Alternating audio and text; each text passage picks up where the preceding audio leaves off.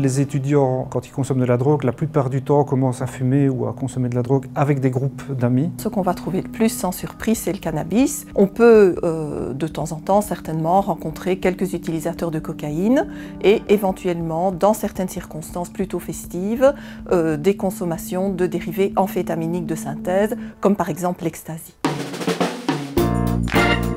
Dans le cerveau, on a ce qu'on appelle des cannabis endogènes. Donc on a des substances qui sont comme le cannabis, qui servent de neurotransmetteurs dans le système nerveux central. Et quand vous prenez du cannabis, en fait, vous allez inonder complètement le système régulateur endocannabinoïde avec une substance externe. Ce qui est recherché comme effet, c'est principalement des effets de relaxation et de bien-être. Vous avez par exemple une distorsion des perceptions.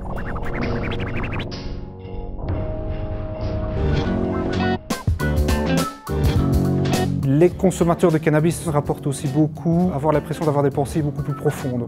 Chez certaines personnes, on peut voir apparaître une série d'effets qui, eux, ne sont pas du tout agréables, notamment des effets de dysphorie, d'anxiété fortement prononcée. Et alors, vous avez des personnes qui vont plutôt avoir tendance à se retirer, à vouloir s'écarter du reste du groupe. Quand la consommation de drogue devient solitaire, on parlera bien souvent d'une consommation problématique de drogue. Il y a tout un débat autour de la dépendance au cannabis. Je crois que maintenant tout le monde est à peu près d'accord pour dire qu'elle existe, même si elle est moins importante que celle qu'on va rencontrer avec l'héroïne ou avec la cocaïne. Mais il y a quand même une forme de dépendance psychique chez les gros consommateurs de cannabis ou chez les consommateurs réguliers.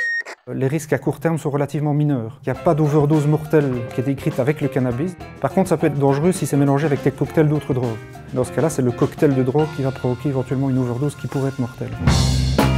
Par contre, on a toute une série d'effets beaucoup plus à long terme. Des effets de type retrait social, dépression, le syndrome amotivationnel. Ce sont des jeunes pour lesquels toute leur vie tourne autour de la consommation de cannabis et qui finalement n'ont plus d'autre motivation que uniquement de consommer le cannabis. C'est une drogue qui ne se prête pas du tout à être consommée régulièrement pendant qu'on a des périodes d'apprentissage. Donc, je pense notamment aux étudiants parce que ça ne favorise pas du tout et ça empêche même un apprentissage correct.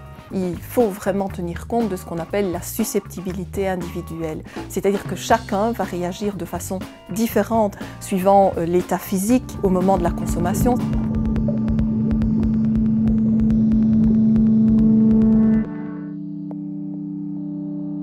En général, on est initié à la consommation de drogue par d'autres personnes. Ça devient après un certain temps évidemment un choix personnel et même au-delà d'un choix personnel, parfois la personne est prise, en quelque sorte elle a perdu le contrôle de sa consommation. On passe à une situation dans laquelle on ne peut même plus choisir d'arrêter. Donc on a des difficultés, on doit bien souvent se faire aider pour pouvoir arrêter de consommer de la drogue.